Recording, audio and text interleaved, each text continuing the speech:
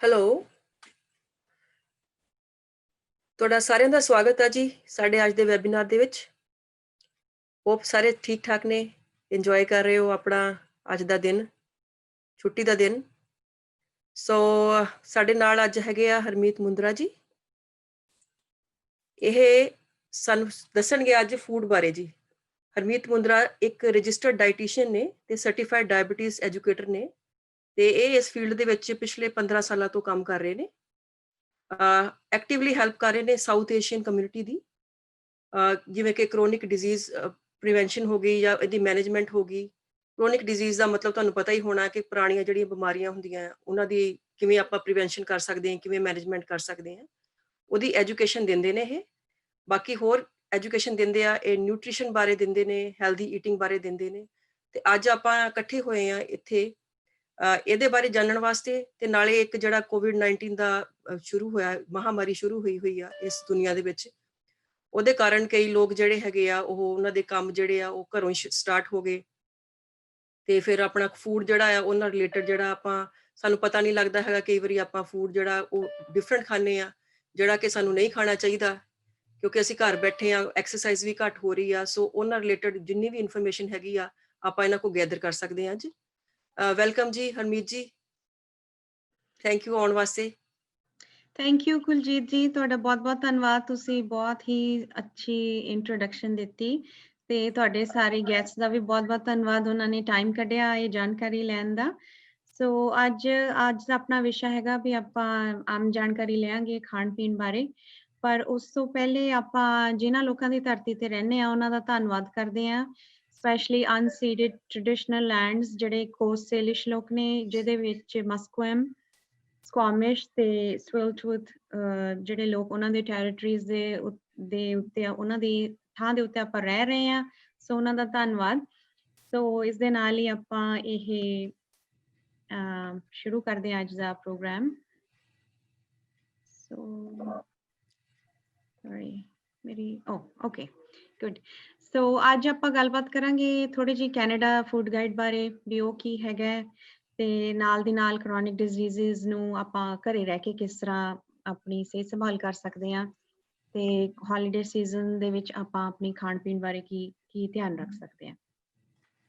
ਸਭ ਤੋਂ ਪਹਿਲੇ ਥੋੜੀ ਜਿਹੀ ਜਾਣਕਾਰੀ ਆਈਕਨ ਬਾਰੇ। ਇਹ ਜਿਹੜੇ ਸੈਮੀਨਾਰ ਹੈਗੇ ਆ, ਇਹ icon UBC digital emergency medicine ਦਾ ਪ੍ਰੋਗਰਾਮ ਹੈਗਾ। ਇਹ ਮਿਨਿਸਟਰੀ ਆਫ ਹੈਲਥ ਵੱਲੋਂ ਇਹਨਾਂ ਨੂੰ ਫੰਡਿੰਗ ਮਿਲਦੀ ਹੈ।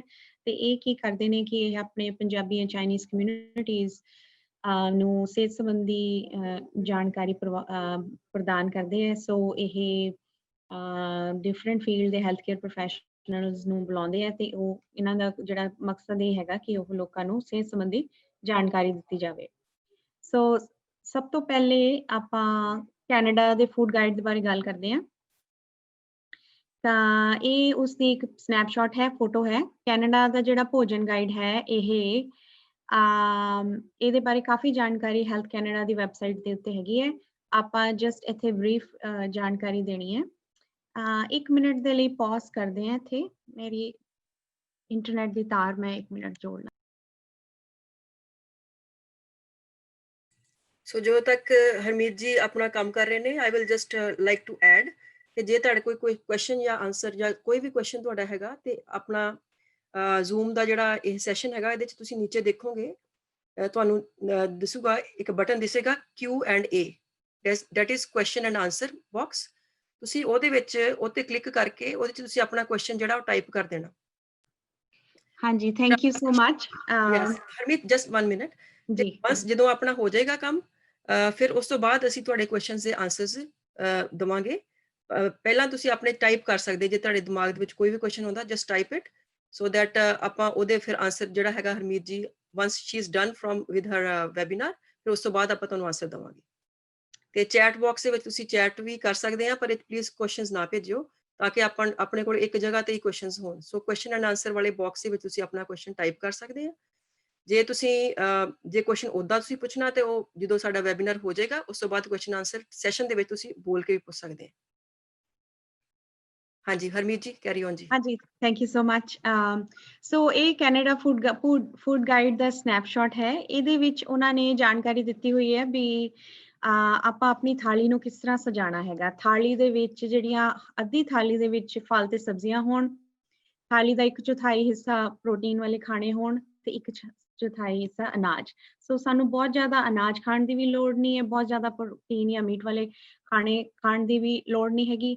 ਸੋ ਬਟ ਇੱਕ ਆਈਡੀਆ ਦਿੱਤਾ ਹੋਇਆ ਹੈ ਕਿ ਆਪਾਂ ਡਿਫਰੈਂਟ ਤਰ੍ਹਾਂ ਦੇ ਫਰੂਟਸ ਐਂਡ ਵੈਜੀਟੇਬਲਸ ਤੇ ਪ੍ਰੋਟੀਨ ਵਾਲੇ ਖਾਣੇ ਜਿਹੜੇ ਆਪਾਂ ਖਾਈਏ, ਸਾਬੂਤ ਅਨਾਜ ਖਾਈਏ ਤੇ ਖਾਣੇ ਦੇ ਵਿੱਚ ਪ੍ਰਪੋਰਸ਼ਨ ਦਾ ਧਿਆਨ ਰੱਖੀਏ, ਖਾਣੇ ਦਾ ਬੈਲੈਂਸ ਦਾ ਧਿਆਨ ਰੱਖੀਏ ਤਾਂ ਕਿ ਸਾਨੂੰ ਕੋਈ ਵੀ ਜਿਹੜੀਆਂ ਬਿਮਾਰੀਆਂ ਜੇ ਹੋਣ ਤੋਂ ਬਚਾ ਸਕਦੇ ਹਾਂ ਤੇ ਜੇ ਸਾਨੂੰ ਕੋਈ ਸਿਹਤ ਸੰਬੰਧੀ ਕੋਈ ਤਕਲੀਫਾਂ ਨੇ ਤੇ ਇਹ ਜਿਹੜਾ ਇਸ ਤਰੀਕੇ ਨਾਲ ਖਾਣੇ ਦਾ ਜਿਹੜਾ ਜੇ ਆਪਾਂ ਧਿਆਨ ਰੱਖਾਂਗੇ ਤੇ ਜੇ ਸਾਨੂੰ ਕੋਈ ਤਕਲੀਫ ਹੈਗੀ ਆ ਉਸ ਤੋਂ ਉਹਨੂੰ ਅਸੀਂ ਆਪਾਂ ਮੈਨੇਜ ਵੀ ਕਰ ਸਕਦੇ ਹੈਗੇ ਆ।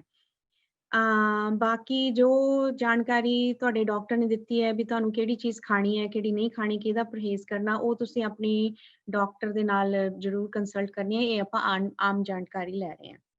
ਹੋ ਸਕਦਾ ਕਿਸੇ ਨੂੰ ਕਿਸੇ ਫੂਡ ਤੋਂ ਐਲਰਜੀ ਹੋਵੇ ਜਾਂ ਕੋਈ ਫੂਡ ਸੂਟ ਨਹੀਂ ਕਰਦਾ, ਉਹ ਤੁਸੀਂ ਆਪਣੀ ਲੋੜ ਮੁਤਾਬਕ ਤੁਸੀਂ ਆਪਣੀ ਖੁਰਾਕ ਦੇ ਵਿੱਚੋਂ ਕੱਢ ਸਕਦੇ ਹੋ ਜਾਂ ਸ਼ਾਮਿਲ ਕਰ ਸਕਦੇ ਹੋ। ਇਹਦੇ ਬਾਰੇ ਆਪਾਂ ਅੱਗੇ ਹੋਰ ਗੱਲਬਾਤ ਕਰਾਂਗੇ। ਪਰ ਇਸ ਦੇ ਨਾਲ-ਨਾਲ ਜਿਹੜਾ ਕੈਨੇਡਾ ਦਾ ਫੂਡ ਗਾਈਡ ਹੈ, ਉਹਦੇ ਵਿੱਚ ਹੋਰ ਜਾਣਕਾਰੀ ਵੀ ਦਿੱਤੀ ਗਈ ਹੈ। ਖਾਣੇ ਨੂੰ ਖਾਣਾ ਕਿਸ ਤਰ੍ਹਾਂ ਹੈ, ਖਾਣੇ ਨੂੰ ਇੰਜੋਏ ਕਰਨਾ ਹੈ, ਲੇਬਲ ਵਗੈਰਾ ਕਿੱਦਾਂ ਪੜ੍ਹਨੇ ਆ, ਇਹਦੇ ਬਾਰੇ ਵੀ ਥੋੜ੍ਹੀ ਬਹੁਤੀ ਜਾਣਕਾਰੀ ਮੈਂ ਦਿਆਂਗੀ। ਸੋ ਸਭ ਤੋਂ ਪਹਿਲੇ ਕਿ ਇਹ ਜ਼ਰੂਰੀ ਹੈਗਾ ਕਿ ਅਸੀਂ ਆਪਣਾ ਖਾਣਾ ਜਿਹੜਾ ਖਾਂਦੇ ਹਾਂ ਉਸਨੂੰ ਇੰਜੋਏ ਕਰੀਏ, ਹੌਲੀ-ਹੌਲੀ ਖਾਈਏ, ਚਬਾ ਕੇ ਖਾਈਏ, ਕਾਹਲੀ ਦੇ ਵਿੱਚ ਨਾ ਖਾਈਏ।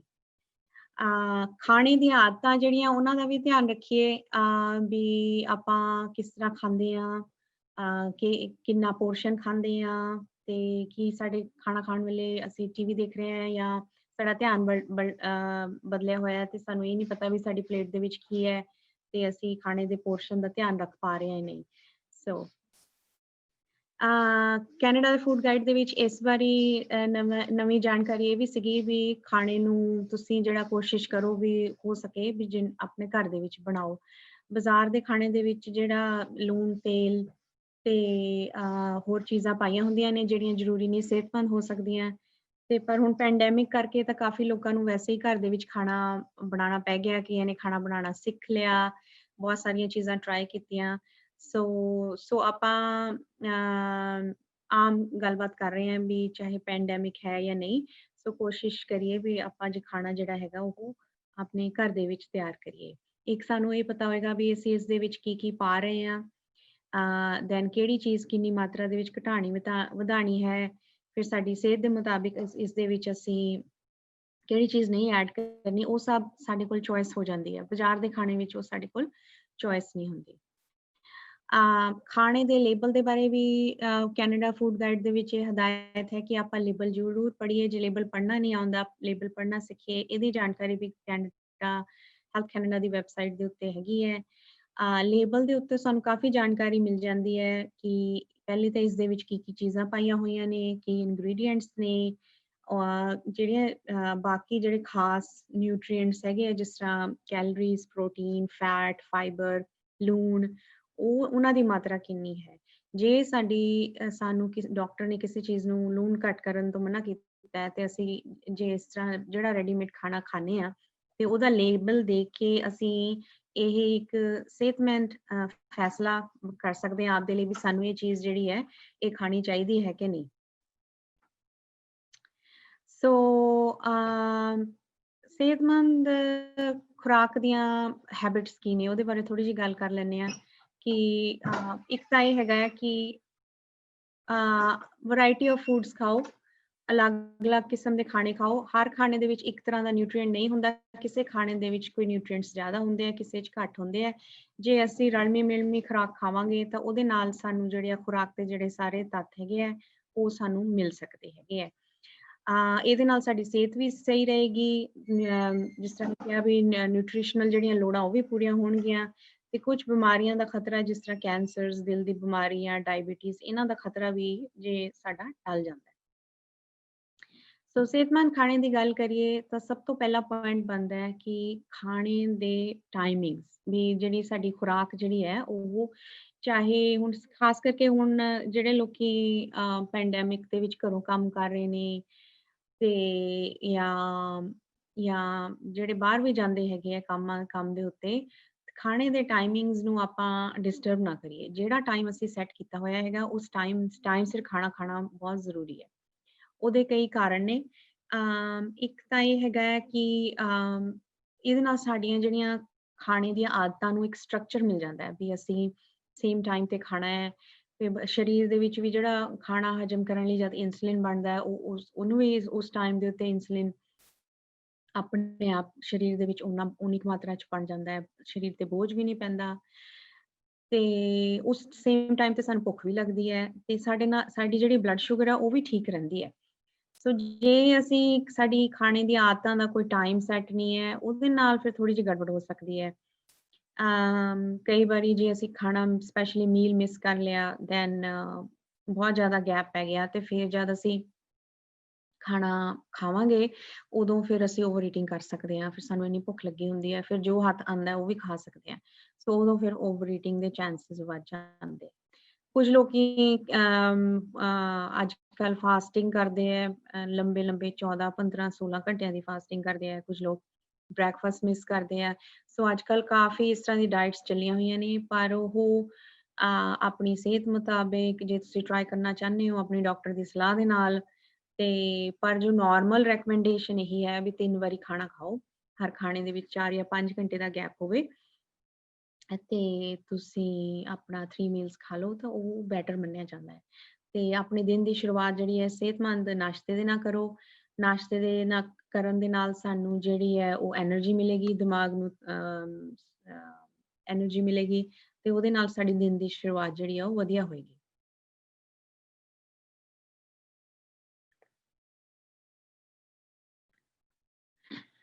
ਸੋ ਸਿਹਤਮੰਦ ਖਾਣੇ ਦੀਆਂ ਕੁਝ ਗਾਈਡਲਾਈਨਸ ਮੈਂ ਤੁਹਾਡੇ ਨਾਲ ਸਾਂਝੀਆਂ ਕਰਨ ਲੱਗੀ ਹਾਂ। ਚਾਹੇ ਕਿਸੇ ਨੂੰ ਬਲੱਡ ਪ੍ਰੈਸ਼ਰ ਹੈ ਜਾਂ ਹਾਈ ਕੋਲੈਸਟਰੋਲ ਹੈ, ਡਾਇਬੀਟੀਜ਼ ਹੈ ਜਾਂ ਕਿਸੇ ਨੇ ਭਾਰ ਘਟਾਉਣਾ ਹੈ ਜਾਂ ਆਪਣੇ ਆਪ ਨੂੰ ਸਿਹਤਮੰਦ ਰੱਖਣਾ ਹੈ। ਸੋ ਇਹ ਜਿਹੜੀਆਂ ਗਾਈਡਲਾਈਨਸ ਹੈਗੀਆਂ ਇਹ ਸਾਰਿਆਂ ਦੇ ਉੱਤੇ ਲਾਗੂ ਹੁੰਦੀਆਂ ਨੇ। ਸੋ ਸਭ ਤੋਂ ਪਹਿਲੇ ਆਪਾਂ ਨੂੰ ਆਪਣੀ ਖੁਰਾਕ ਦੇ ਵਿੱਚ ਦੇਖਣ ਦੀ ਲੋੜ ਹੈ ਵੀ ਅਸੀਂ ਕਿਸ ਕਿਸਮ ਦਾ ਖਾਣਾ ਖਾ ਰਹੇ ਹਾਂ। ਤੇ ਜੇ ਅਸੀਂ ਅਨਾਜ ਖਾ ਰਹੇ ਹਾਂ ਤੇ ਫਿਰ ਅਸੀਂ ਇਹ ਸੋਚੀਏ ਕਿ ਦੇਖੀਏ ਕਿ ਉਹ ਜਿਹੜਾ ਅਨਾਜ ਹੈਗਾ ਉਹ ਸਿਹਤਮੰਦ ਅਨਾਜ ਹੋਵੇ। ਸਿਹਤਮੰਦ ਅਨਾਜ ਦੇ ਵਿੱਚ ਸਾਡਾ ਜੇ ਅਸੀਂ ਮੈਦੇ ਦੀਆਂ ਚੀਜ਼ਾਂ ਖਾ ਰਹੇ ਨੇ ਸੋ ਉਹ ਵਾਲਾ ਵਧੀਆ ਚੋਣ ਨਹੀਂ ਮੰਨੀ ਜਾਏਗੀ। ਤਾਂ ਉਹਨੂੰ ਬਦਲ ਕੇ ਆਪਾਂ ਹੋਲ ਵੀਟ ਜਾਂ ਹੋਲ ਗ੍ਰੇਨ ਵਾਲੇ ਅਨਾਜ ਖਾਈਏ ਤਾਂ ਉਹ ਜ਼ਿਆਦਾ ਸਾਡੀ ਸਿਹਤ ਵਾਸਤੇ ਚੰਗਾ ਹੈਗਾ। ਸੋ ਇਸ ਕਰਕੇ ਅਸੀਂ ਕਹਿੰਦੇ ਹਾਂ ਵੀ ਕੋਸ਼ਿਸ਼ ਕਰੀਏ ਕਿ ਅਸੀਂ ਹੋਲ ਗ੍ਰੇਨਸ ਜਾਂ ਪੂਰੇ ਅਨਾਜ ਖਾਈਏ। ਪੂਰੇ ਅਨਾਜ ਦੇ ਵਿੱਚ ਐਗਜ਼ਾਮਪਲ ਜਿਸ ਤਰ੍ਹਾਂ ਆ ਗਈ ਇੱਥੇ ਕੀਨਵਾ ਹੈ, ਬਾਰਲੇ ਹੈ। ਜੇ ਪਾਸਤਾ ਖਾਂਦੇ ਆ ਤਾਂ ਹੋਲ ਗ੍ਰੇਨ ਪਾਸਤਾ ਖਾ ਲਓ। ਜੇ ਅਸੀਂ ਬ੍ਰੈਡ ਖਾਂਦੇ ਆ ਤਾਂ ਹੋਲ ਗ੍ਰੇਨ ਖਾ ਲਓ ਵਾਈਟ ਬ੍ਰੈਡ ਖਾਣ ਦੀ ਬਜਾਏ। ਰੋਟੀ ਖਾਂਦੇ ਆ ਤਾਂ ਹੋਲ ਵੀਟ ਵਾਲੀ ਰੋਟੀ ਖਾਈਏ ਤਾਂ ਕਿ ਅਸੀਂ ਜਿਹੜੀਆਂ ਚੋਣਾਂ ਨੇ ਆਪਣੀ ਖੁਰਾਕ ਦੀਆਂ ਉਹ ਖਾਣੇ ਦੀਆਂ ਉਹ ਸਿਹਤਮੰਦ ਕਰ ਲਈ। ਉਸ ਤੋਂ ਬਾਅਦ ਜਿਹੜੀ ਸਭ ਤੋਂ ਜ਼ਰੂਰੀ ਗੱਲ ਹੈਗੀ ਹੈ ਕਿਸੇ ਵੀ ਬਿਮਾਰੀ ਨੂੰ ਹੋਣ ਤੋਂ ਬਚਾਉਣ ਲਈ ਜਾਂ ਜੇ ਕਿਸੇ ਨੂੰ ਕੋਈ ਵੀ ਤਕਲੀਫ ਹੈ ਤਾਂ ਉਹਦੇ ਵਿੱਚ ਸਬਜ਼ੀਆਂ ਜਿਹੜੀਆਂ ਨੇ ਜਾਂ ਫਲ ਨੇ ਉਹ ਬਹੁਤ ਲਾਹੇਮੰਦ ਸਾਬਤ ਹੁੰਦੇ ਹੈ। ਆਮ ਕਰਕੇ ਜਿਹੜੀ ਆਪਣੀ ਖੁਰਾਕ ਦੇ ਵਿੱਚ ਸਬਜ਼ੀਆਂ ਦੀ ਘਾਟ ਹੈ। ਸੋ ਜੇ ਕਿਸੇ ਨੂੰ ਡਾਇਬੀਟੀਜ਼ ਹੈ ਉਦੋਂ ਅਸੀਂ ਕਹਿੰਦੇ ਆ ਵੀ ਫਿਰ ਤੁਸੀਂ ਫਲਾਂ ਦੀ ਮਾਤਰਾ ਇੰਨੀ ਜ਼ਿਆਦਾ ਨਹੀਂ ਕਰਨੀ, ਫਲ ਘੱਟ ਖਾਓ।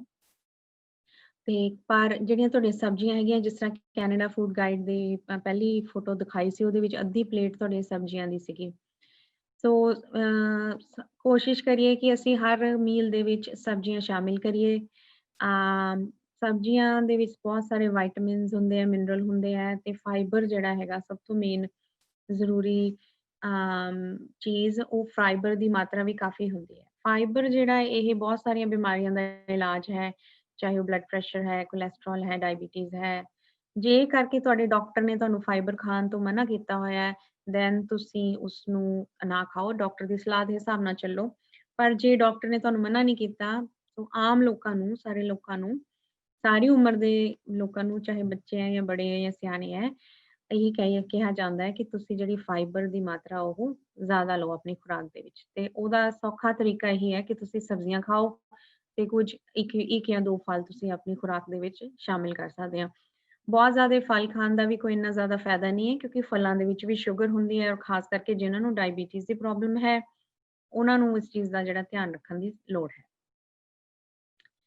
ਉਸ ਤੋਂ ਬਾਅਦ ਪ੍ਰੋਟੀਨ ਵਾਲੇ ਖਾਣਿਆਂ ਦੀ ਗੱਲ ਕਰਦੇ ਹਾਂ। ਜੇ ਤੁਹਾਨੂੰ ਯਾਦ ਹੋਵੇ, ਕੈਨੇਡਾ ਫੂਡ ਗਾਈਡ ਦੀ ਫੋਟੋ ਦਿਖਾਈ ਸੀ, ਉਹਦੇ ਵਿੱਚ ਪ੍ਰੋਟੀਨ ਵਾਲੇ ਖਾਣੇ ਜਿਸ ਤਰ੍ਹਾਂ ਦੁੱਧ ਹੋ ਗਿਆ, ਦਹੀਂ ਹੋ ਗਿਆ, ਮੀਟ ਹੋ ਗਿਆ, ਚੀਜ਼ ਹੋ ਗਿਆ, ਪਨੀਰ ਹੋ ਗਿਆ, ਇਹ ਪ੍ਰੋਟੀਨ ਵਾਲੇ ਖਾਣੇ ਹੁੰਦੇ ਹੈ। ਸੋ ਇਹਨਾਂ ਖਾਣਿਆਂ ਨੂੰ ਆਪਾਂ ਆਪਣੀ ਖੁਰਾਕ ਦੇ ਵਿੱਚ ਸ਼ਾਮਿਲ ਕਰ ਸਕਦੇ ਹਾਂ। ਸੋ ਇੱਕ ਚੀਜ਼ ਦਾ ਧਿਆਨ ਰੱਖਣਾ ਹੈ ਕਿ ਆਪਾਂ ਮਾਤਰਾ ਕਿੰਨੀ ਲੈਂਦੇ ਆ। ਬਹੁਤ ਜ਼ਿਆਦਾ ਪ੍ਰੋਟੀਨ ਵਾਲੇ ਖਾਣਿਆਂ ਦੀ ਮਾਤਰਾ ਖਾਣ ਦੀ ਲੋੜ ਨਹੀਂ ਹੈ। ਤੇ ਦੂਸਰਾ, ਅਸੀਂ ਚੋਣ ਕੀ ਕਰਦੇ ਹਾਂ ਕਿ ਅਸੀਂ ਫੁੱਲ ਫੈਟ ਵਾਲਾ ਹੋਮੋ ਮਿਲਕ ਲੈਂਦੇ ਹਾਂ, ਜਾਂ ਅਸੀਂ 2% ਜਾਂ 1% ਦੁੱਧ ਲੈਂਦੇ ਹਾਂ। ਇਸੇ ਤਰ੍ਹਾਂ ਹੀ ਦਹੀਂ, ਕਿ ਅਸੀਂ ਹੋਮੋ ਮਿਲਕ ਦਾ ਦਹੀਂ ਜਮਾਨੇ ਹਾਂ, ਜਾਂ ਅਸੀਂ ਉਹਦੀ ਘੱਟ ਫੈਟ ਵਾਲਾ ਜਮਾਨੇ ਹਾਂ। ਪ੍ਰੋਟੀਨ ਦੀ ਗੱਲ ਕਰੀਏ ਤਾਂ ਅੱਜ ਕੱਲ੍ਹ ਦੀਆਂ ਗਾਈਡਲਾਈਨਸ ਜਿਹੜੀਆਂ ਇਹੀ ਕਹਿੰਦੀਆਂ ਨੇ ਵੀ ਤੁਸੀਂ ਕੋਸ਼ਿਸ਼ ਕਰੋ ਕਿ ਜਿਹੜੇ ਪਲਾਂਟ ਬੇਸਡ ਪ੍ਰੋਟੀਨ ਜ਼ਿਆਦਾ ਖਾਓ, ਵੈਜੀਟੇਰੀਅਨ ਪ੍ਰੋਟੀਨਸ ਜ਼ਿਆਦਾ ਲਓ। ਬਹੁਤ ਜ਼ਿਆਦਾ ਮੀਟ ਖਾਣ ਦਾ ਵੀ ਕੋਈ ਇੰਨਾ ਫਾਇਦਾ ਨਹੀਂ ਹੈ, ਪਰ ਤੁਸੀਂ ਮੀਟ ਆਪਣੀ ਜਿਹੜੇ ਲੋਕੀ ਮੀਟ ਖਾਂਦੇ ਨੇ ਉਹ ਆਪਣੀ ਖੁਰਾਕ ਵਿੱਚ 1 ਜਾਂ 2 ਪੋਰਸ਼ਨ ਸ਼ਾਮਿਲ ਕਰ ਸਕਦੇ ਆ, ਬਹੁਤ ਜ਼ਿਆਦਾ ਵੀ ਉਹਨਾਂ ਨੂੰ ਲੋੜ ਨਹੀਂ ਹੈ। ਸੋ ਜਿਹੜੇ ਲੋਕੀ ਸਿਰਫ ਮੀਟ ਖਾਂਦੇ ਆ ਤੇ ਪਲਾਂਟ ਬੇਸਡ ਪ੍ਰੋਟੀਨ ਨਹੀਂ ਖਾਂਦੇ, ਉਹਨਾਂ ਨੂੰ ਅਸੀਂ ਕਹਿੰਦੇ ਆ ਵੀ ਤੁਸੀਂ ਥੋੜੇ ਪਲਾਂਟ ਵੇ ਹਫਤੇ ਦੇ ਵਿੱਚ, ਜੇ ਤੁਸੀਂ 7 ਦਿਨ ਮੀਟ ਖਾਂਦੇ ਹੋ ਤਾਂ ਕੋਸ਼ਿਸ਼ ਕਰੋ ਵੀ ਤੁਸੀਂ ਥੋੜੇ ਦਿਨ ਉਹਦੀ ਬਜਾਏ ਤੁਸੀਂ ਪਲਾਂਟ ਬੇਸਡ ਪੌਦਿਆਂ ਤੋਂ ਮਿਲਣ ਵਾਲੇ ਪ੍ਰੋਟੀਨ ਵੀ ਲੈ ਸਕਦੇ ਹੋ। ਸੋ ਇਹਦੇ ਵਿੱਚ ਜਿਸ ਤਰ੍ਹਾਂ ਆਪਣੇ ਦਾਲਾਂ ਹੋ ਗਈਆਂ, ਰਾਜਮਾ, ਚਨੇ, ਇਹਨਾਂ ਵਿੱਚ ਪ੍ਰੋਟੀਨ ਹੁੰਦਾ। ਫਿਰ ਤੁਸੀਂ ਉਹਨਾਂ ਦੀਆਂ ਨਟਸ ਹੋ ਗਏ, ਡਿਫਰੈਂਟ ਉਹਨਾਂ ਦੀਆਂ ਤੁਸੀਂ ਪ੍ਰੋਟੀਨ ਵਾਲੇ ਖਾਣਿਆਂ ਨੂੰ ਆਪਣੇ ਖੁਰਾਕ ਦੇ ਵਿੱਚ ਬੜੇ ਹੀ ਕ੍ਰੀਏਟਿਵ ਤਰੀਕੇ ਦੇ ਨਾਲ ਸ਼ਾਮਿਲ ਕਰ ਸਕਦੇ ਹੋ। ਜਿਸ ਤਰ੍ਹਾਂ ਬਲੈਕ ਬੀਨਸ ਹੋ ਗਏ, ਉਹਨਾਂ ਦਾ ਸੈਲਡ ਬਣਾ ਲਿਆ। ਫਿਰ ਤੁਸੀਂ ਸਮੋਸਿਆਂ ਦੀ ਬਜਾਏ ਇਸ ਤਰ੍ਹਾਂ ਜਿੱਥੇ ਛੋਟੇ ਛੋਟੇ ਟੋਸਟ ਦਿਖਾ ਰਹੇ ਹੈ, ਇਹ ਟੋਸਟ ਦੇ ਉੱਤੇ ਐਵਾਕੈਡੋ ਲਗਾ ਕੇ, ਚਾਹੇ ਚੈਰੀ ਲਗਾ ਕੇ ਤੁਸੀਂ ਇਸ ਤਰ੍ਹਾਂ ਸਨੈਕਸ ਤਿਆਰ ਕਰ ਸਕਦੇ ਹੋ। ਫਿਰ ਛੋਲੇ ਤਾਂ ਆਪਾਂ ਆਪਣੇ ਘਰੇ ਬਣਦੇ ਹੀ ਹੈ। ਫਿਰ ਤੁਸੀਂ ਬਾਜ਼ਾਰ ਦੀਆਂ ਕਰੀਮ ਵਾਲੀਆਂ ਡਿਪਸ ਖਰੀਦਣ ਦੀ ਬਜਾਏ ਤੁਸੀਂ ਛੋਲਿਆਂ ਦੀ ਡਿਪ ਆਪ ਘਰੇ ਬਣਾ ਸਕਦੇ ਹੋ, ਛੋਲਿਆਂ ਨੂੰ ਗ੍ਰਾਈਂਡ ਕਰਕੇ, ਜਿਸ ਨੂੰ ਹਮਸ ਕਹਿੰਦੇ ਹੈ। ਇਸੇ ਤਰ੍ਹਾਂ ਤੁਸੀਂ ਆਵਾਕੈਡੋ ਦੀ ਡਿਪ, ਇਹਨੂੰ ਗ੍ਰਾਈਂਡ ਕਰਕੇ ਇਹਦੇ ਵਿੱਚ ਅਦਰਕ, ਲਸਣ, ਓਲਿਵ ਤੇਲ ਪਾ ਕੇ ਇਹਦੀ ਆਪਾਂ ਡਿਪ ਘਰੇ ਤਿਆਰ ਕਰ ਸਕਦੇ ਹਾਂ। ਸੋ ਹੁਣ ਜੇ ਪ੍ਰੋਟੀਨ ਵਾਲੇ ਖਾਣੇ ਖਾਣੇ ਆ, ਉਹਦੀ ਸਿਹਤਮੰਦ ਚੋਣ ਕਿਹੜੀ ਹੋਏਗੀ? ਸੋ ਤੁਸੀਂ ਜਿਸ ਤਰ੍ਹਾਂ ਜੇ ਮੀਟ ਖਾਣਾ ਹੈ ਤਾਂ ਉਹਦਾ ਜਿਹੜਾ ਜਿਸ ਤਰ੍ਹਾਂ ਇਹਦੇ ਵਿੱਚ ਚਰਬੀ ਕੱਟ ਰਹੇ ਹੈ, ਉਹਦੀ ਬਾਹਰਲੀ ਦਿਖਣ ਵਾਲੀ ਚਰਬੀ ਜਿਹੜੀ ਉਹ ਕੱਟ ਦਿਓ। ਜਾਂ ਫਿਰ ਤੁਸੀਂ ਲੀਨ ਮੀਟ, ਜਿਸ ਦੇ ਵਿੱਚ ਫੈਟ ਕੁਦਰਤੀ ਘੱਟ ਹੁੰਦੀ ਹੈ, ਜਿਸ ਤਰ੍ਹਾਂ ਚਿਕਨ ਹੋ ਗਿਆ, ਉਸ ਦੇ ਵਿੱਚ ਵੀ ਚਿਕਨ ਬ੍ਰੈਸਟ ਹੋ ਗਈ। ਅੰਡਾ ਵੀ ਵਧੀਆ ਪ੍ਰੋਟੀਨ ਮੰਨਿਆ ਜਾਂਦਾ ਹੈ ਜਿਹੜੇ ਲੋਕੀ ਖਾਂਦੇ ਨੇ, ਪਰ ਇਸ ਦੇ ਜਿਹੜਾ ਪੀਲਾ ਪੋਰਸ਼ਨ ਹੁੰਦਾ ਉਹਦੇ ਵਿੱਚ ਕੋਲੈਸਟਰੋਲ ਹੁੰਦਾ ਬਹੁਤ ਜ਼ਿਆਦਾ। ਸੋ ਇਸ ਕਰਕੇ ਹਫਤੇ ਦੇ ਵਿੱਚ 2 ਅੰਡੇ ਕਾਫੀ ਹੈ, ਫੁੱਲ ਐਗਸ। ਬਾਕੀ ਦਿਨਾਂ ਦੇ ਵਿੱਚ ਤੁਸੀਂ ਐਗ ਵਾਈਟ ਜਿਹੜਾ ਹੈਗਾ, ਉਹ ਚਿੱਟਾ ਅੰਡੇ ਦਾ ਚਿੱਟਾ ਪੋਰਸ਼ਨ ਉਹ ਡੱਬੇ ਦੇ ਵਿੱਚ ਮਿਲ ਜਾਂਦਾ ਹੈ, ਉਹ ਤੁਸੀਂ ਜਿੰਨਾ ਮਰਜ਼ੀ ਖਾ ਸਕਦੇ ਹੋ। ਕਿਉਂਕਿ ਜਿਹੜਾ ਅੰਡੇ ਦਾ ਚਿੱਟਾ ਪੋਰਸ਼ਨ ਹੈ ਉਸ ਦੇ ਵਿੱਚ ਕੋਲੈਸਟਰੋਲ ਬਿਲਕੁਲ ਨਹੀਂ ਹੁੰਦਾ, ਸਿਰਫ ਪੀਲੇ ਪੋਰਸ਼ਨ 'ਚ ਹੁੰਦਾ ਹੈ। ਕੁਝ ਲੋਕੀ ਇਹ ਚਿੱਟੇ ਪੋਰਸ਼ਨ ਨੂੰ ਪੂਰੇ ਅੰਡੇ ਦੇ ਵਿੱਚ ਮਿਲਾ ਕੇ ਉਸਦਾ ਮਾਤਰਾ ਵਧਾ ਲੈਂਦੇ ਹੈ। ਜੇ ਤੁਸੀਂ ਪੀਲਾ ਪੋਰਸ਼ਨ ਖਾਣਾ ਹੈ ਤਾਂ ਵੀ ਕੋਸ਼ਿਸ਼ ਕਰੋ ਹਫਤੇ ਦੇ ਵਿੱਚ ਦੋ ਵਾਰੀ ਹੀ ਖਾਓ। ਜ਼ਿਆਦਾ ਖਾਣ ਦੇ ਨਾਲ ਫਿਰ ਕੋਲੈਸਟਰੋਲ ਵੱਧ ਸਕਦਾ ਹੈ।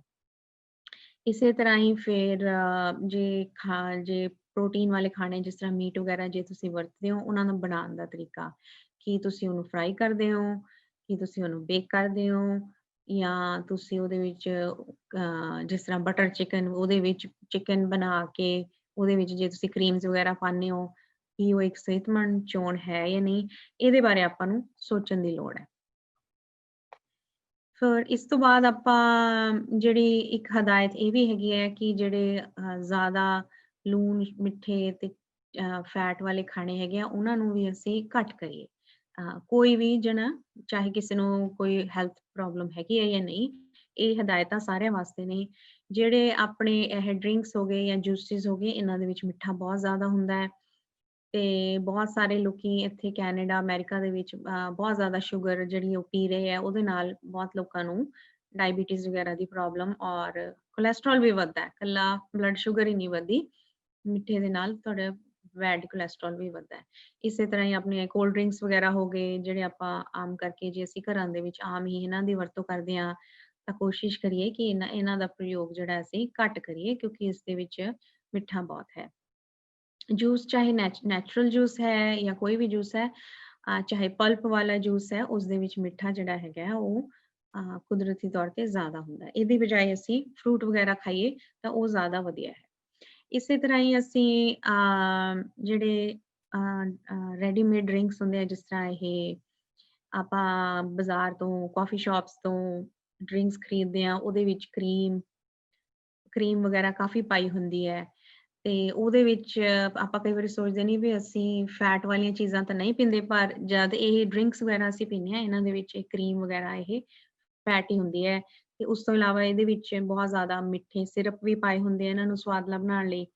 ਤੇ ਜੇ ਅਸੀਂ ਰੋਜ਼ਾਨਾ ਇਹ ਡਰਿੰਕਸ ਪੀਂਦੇ ਹੈਗੇ ਆ ਕਾਫੀ ਸ਼ਾਪਸ ਤੇ ਜਾ ਕੇ, ਮੈਂ ਇੱਥੇ ਹੁਣ ਨਾਮ ਨਹੀਂ ਲਵਾਂਗੀ, ਪਰ ਆਪਾਂ ਨੂੰ ਪਤਾ ਹੀ ਹੈ, ਤੇ ਉਹਦਾ ਫਿਰ ਅਸੀਂ ਸੋਚੀਏ ਵੀ ਅਸੀਂ ਇਹਨੂੰ ਕਿਸ ਤਰ੍ਹਾਂ ਘੱਟ ਕਰੀਏ, ਕਿਉਂਕਿ ਇਹ ਬਹੁਤ ਸਿਹਤਮੰਦ ਚੋਣਾਂ ਨਹੀਂ ਹੈਗੀਆਂ। ਇਸੇ ਤਰ੍ਹਾਂ ਹੀ ਜੇ ਆਪਾਂ ਆਪਣੀ ਪੰਜਾਬੀ ਖੁਰਾਕ ਦੇ ਵਿੱਚ ਝਾਤ ਮਾਰੀਏ, ਤੇ ਜਿਹੜੀਆਂ ਸਾਡੇ ਨਾੜਾਂ ਦੇ ਵਿੱਚ ਜੰਮਣ ਵਾਲੀ ਫੈਟ ਹੈ, ਉਸਨੂੰ ਅਸੀਂ ਸੈਚੂਰੇਟਿਡ ਫੈਟ ਕਹਿੰਦੇ ਆ ਜਾਂ ਟ੍ਰਾਂਸ ਫੈਟਸ ਨੇ। ਇਹ ਸਾਡੀਆਂ ਜਾ ਕੇ ਨਾੜਾਂ ਨੂੰ ਪਲੱਗ ਕਰ ਦਿੰਦੀਆਂ ਨੇ, ਬਲੌਕੇजेस ਹੋ ਜਾਂਦੀਆਂ। ਸੋ ਉਹ ਵਾਲੇ ਖਾਣੇ ਜਿਨ੍ਹਾਂ ਦੇ ਵਿੱਚ ਸੈਚੂਰੇਟਿਡ ਫੈਟ ਜ਼ਿਆਦਾ ਹੈ, ਉਹ ਕਿਹੜੇ ਨੇ? ਜਿਸ ਤਰ੍ਹਾਂ ਕੁਝ ਕੁ ਉਦਾਹਰਨਾਂ ਦਿੱਤੀਆਂ ਹੋਈਆਂ ਇੱਥੇ, ਜਿਸ ਤਰ੍ਹਾਂ ਹੋਮੋ ਮਿਲਕ ਹੋ ਗਿਆ, ਖੋਆ ਹੋ ਗਿਆ। ਜੇ ਅਸੀਂ ਰੋਜ਼ਾਨਾ ਹੀ ਪਨੀਰ ਬਹੁਤ ਜ਼ਿਆਦਾ ਖਾਂਦੇ ਹਾਂ ਤਾਂ ਉਹ ਵੀ, ਉਹਦੇ ਵਿੱਚ ਵੀ ਸੈਚੂਰੇਟਿਡ ਫੈਟ ਜ਼ਿਆਦਾ ਹੁੰਦੀ ਹੈ। ਅਚਾਰ ਹੋ ਗਏ, ਮਠਿਆਈਆਂ ਹੋ ਗਈਆਂ, ਸਾਡੇ ਰੈਡੀਮੇਡ ਸਨੈਕਸ ਹੋ ਗਏ, ਇਸ ਤੋਂ ਇਲਾਵਾ ਪਕੌੜੇ, ਇਹ ਮਟਰੀ ਵਗੈਰਾ, ਬਟਰ ਚਿਕਨ। ਕਰੇਲੇ ਤਾਂ ਸਿਹਤਮੰਦ ਹੈ, ਪਰ ਜੇ ਅਸੀਂ ਰੋਜ਼ ਉਸਨੂੰ ਫਰਾਈ ਕਰਕੇ ਖਾ ਰਹੇ ਹਾਂ ਤਾਂ ਸਾਨੂੰ ਇਹ ਸੋਚਣ ਦੀ ਲੋੜ ਹੈ ਵੀ ਇਹ ਜਿਹੜੇ ਖਾਣੇ ਅਸੀਂ ਆਪਣੀ ਖੁਰਾਕ ਦੇ ਵਿੱਚ ਕਿੰਨਾ ਕੁ ਖਾਂਦੇ ਹਾਂ। ਕਈ ਵਾਰੀ ਅਸੀਂ ਸੋਚਦੇ ਹਾਂ ਵੀ ਨਹੀਂ, ਅਸੀਂ ਤਾਂ ਖਾਂਦੇ ਹੀ ਨਹੀਂ।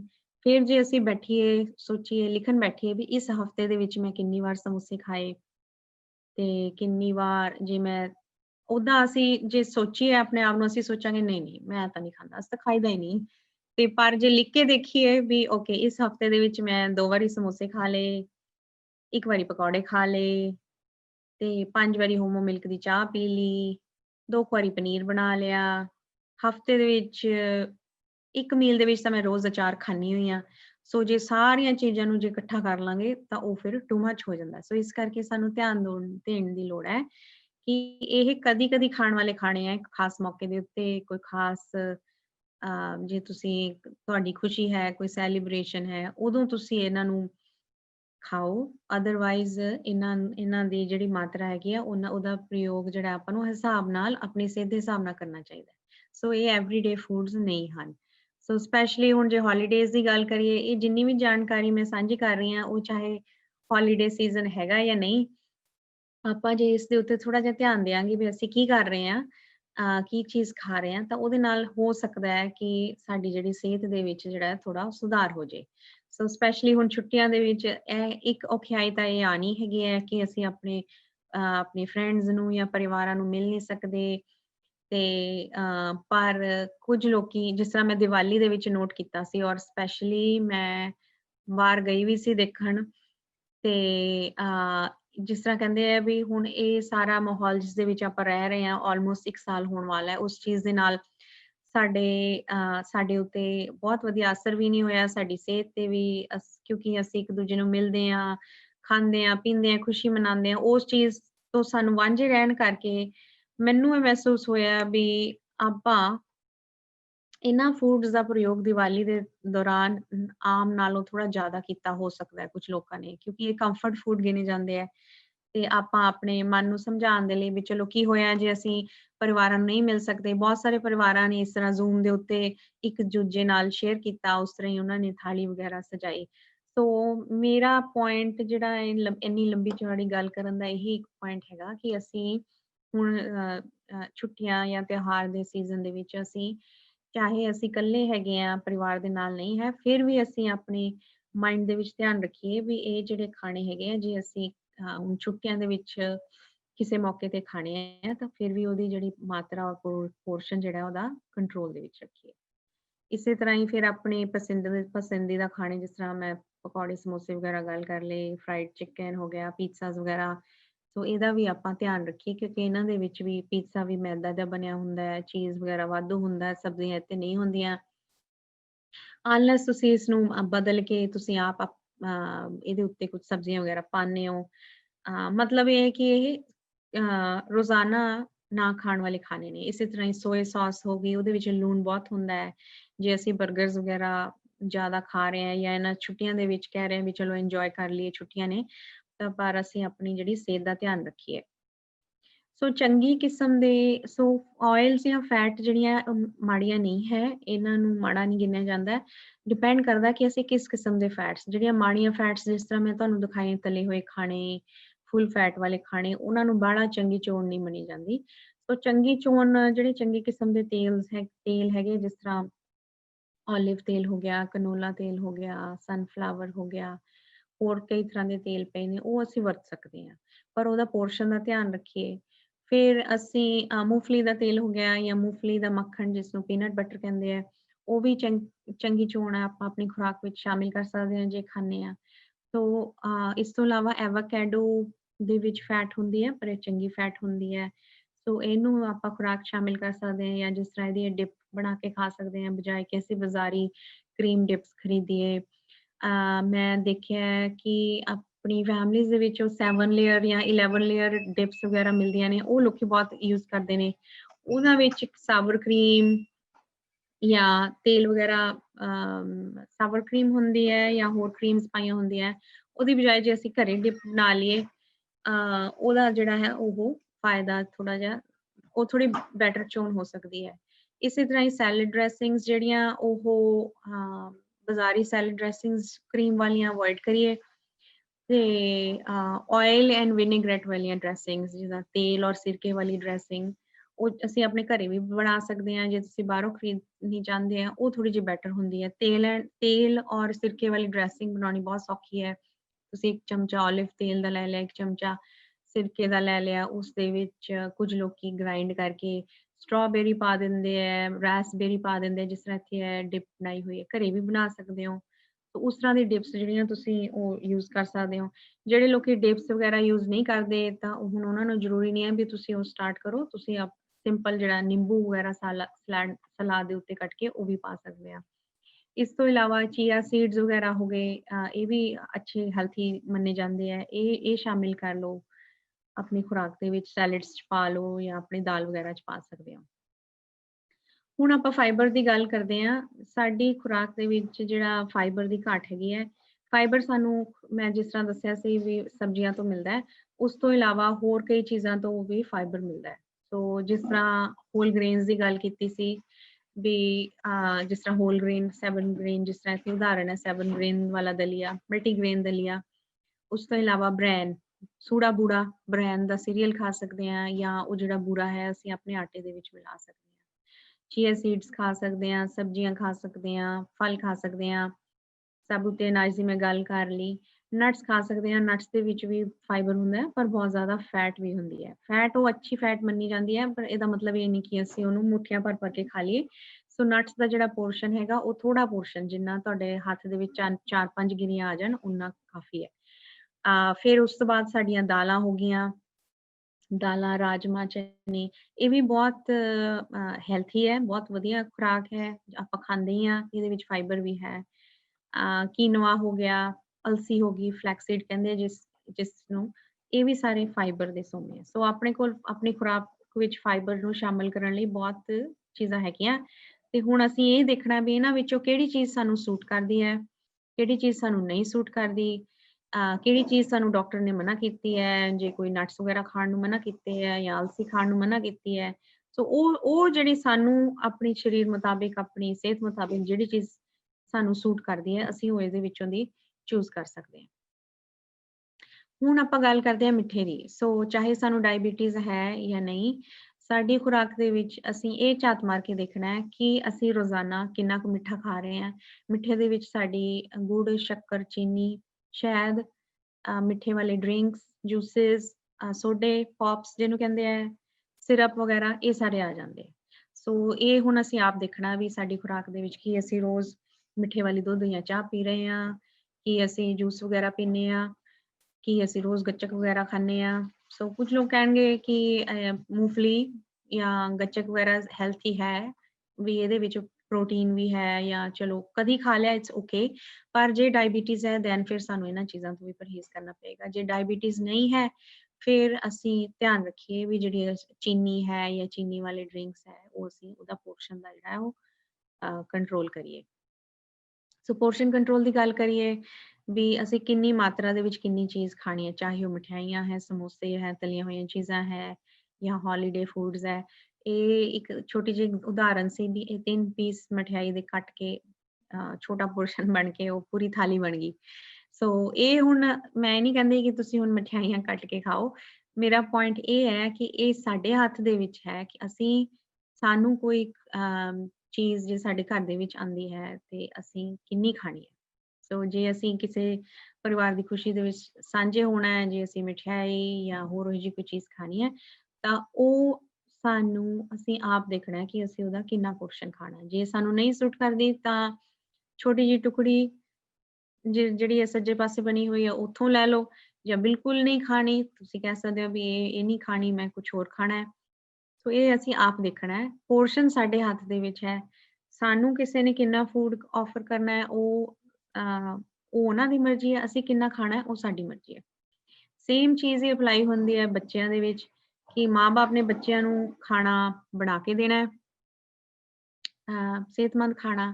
ਬੱਚੇ ਨੇ ਡਿਸਾਈਡ ਕਰਨਾ ਹੈ ਕਿ ਮੈਂ ਕਿੰਨਾ ਖਾਣਾ। ਇਸ ਤਰ੍ਹਾਂ ਨਹੀਂ ਹੈ ਕਿ ਇੱਕ ਬੱਚੇ ਲਈ ਇੱਕ ਖਾਣਾ ਬਣ ਰਿਹਾ, ਦੂਸਰੇ ਬੱਚੇ ਲਈ ਦੂਸਰਾ, ਤੀਸਰੇ ਲਈ ਤੀਸਰਾ, ਬਜ਼ੁਰਗਾਂ ਲਈ ਚੌਥਾ, ਆਪਦੇ ਲਈ ਪੰਜਵਾਂ।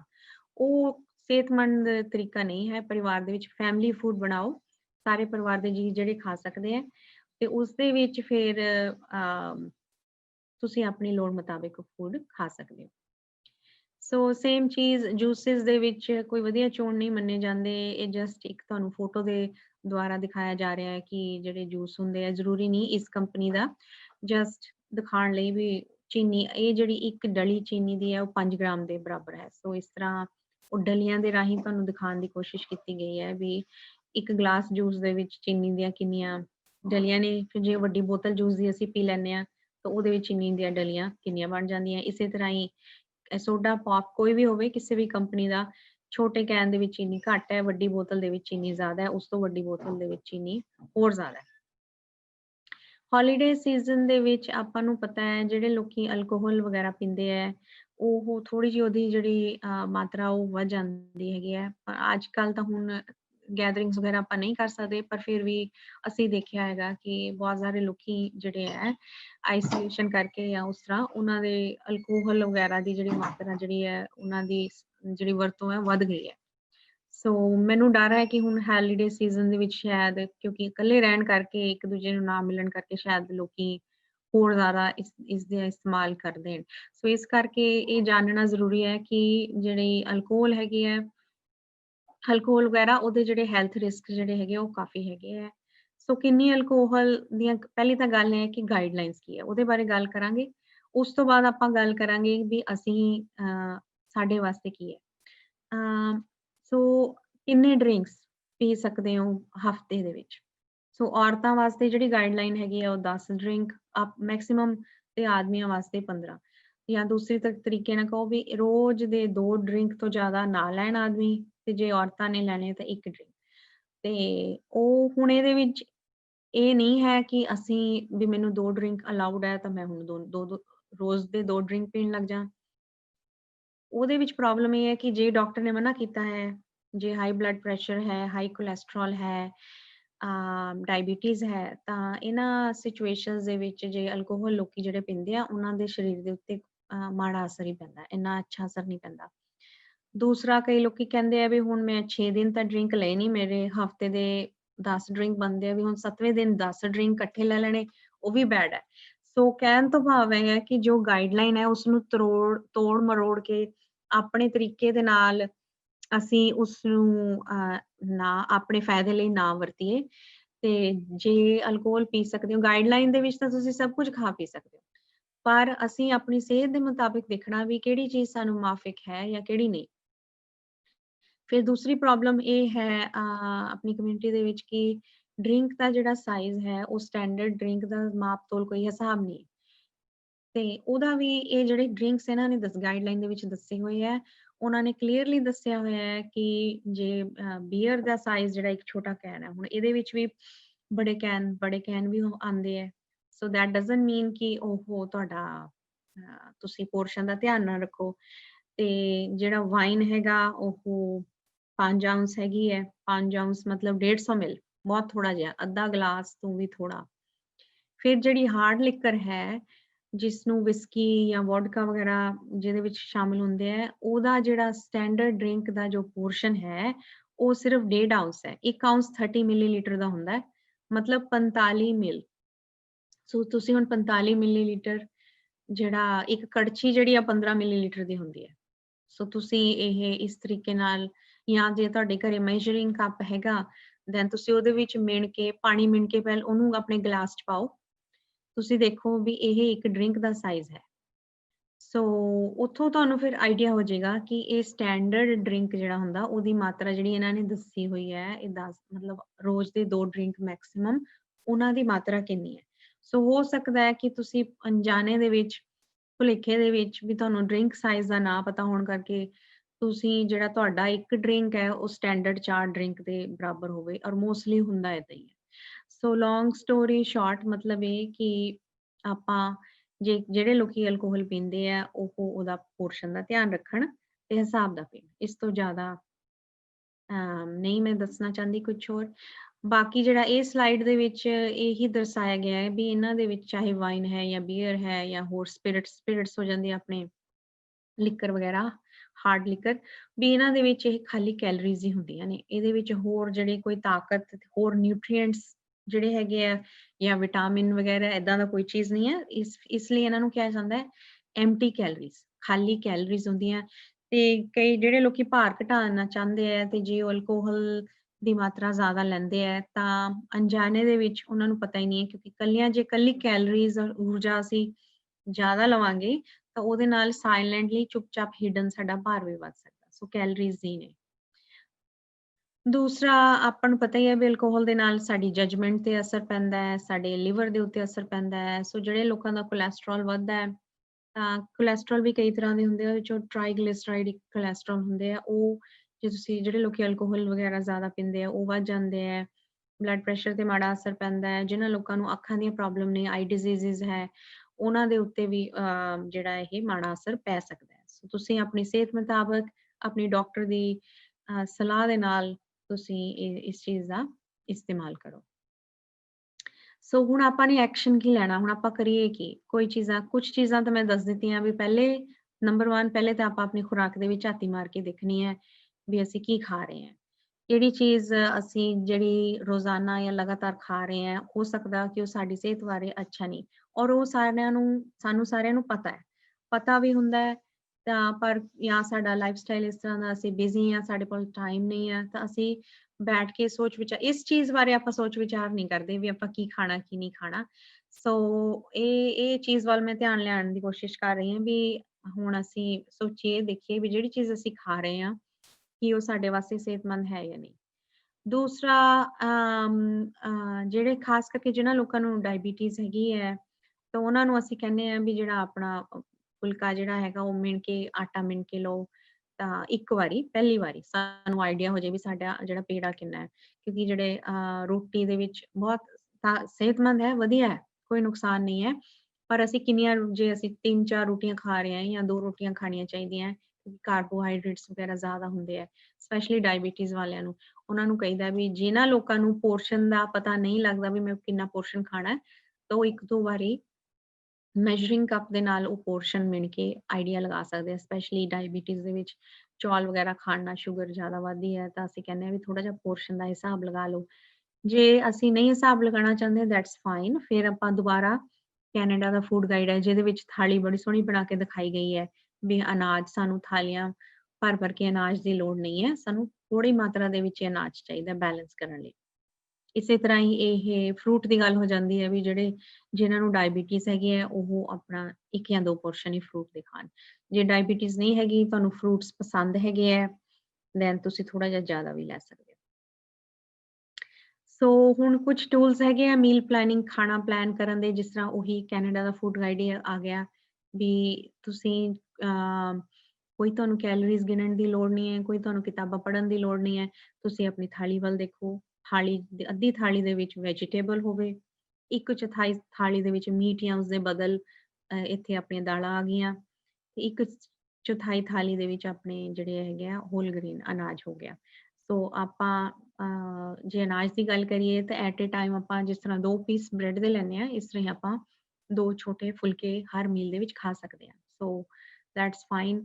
ਤੇ ਆਪਣੀ ਜਿਹੜੀ ਖੁਰਾਕ ਨੂੰ ਬੈਲੈਂਸ ਕਰਨ ਦੇ ਲਈ ਜੇ ਤੁਸੀਂ ਨਾਲ ਥੋੜਾ ਫਰੂਟ ਲੈਣਾ ਚਾਹੁੰਦੇ ਹੋ, ਲੈ ਸਕਦੇ ਹੋ।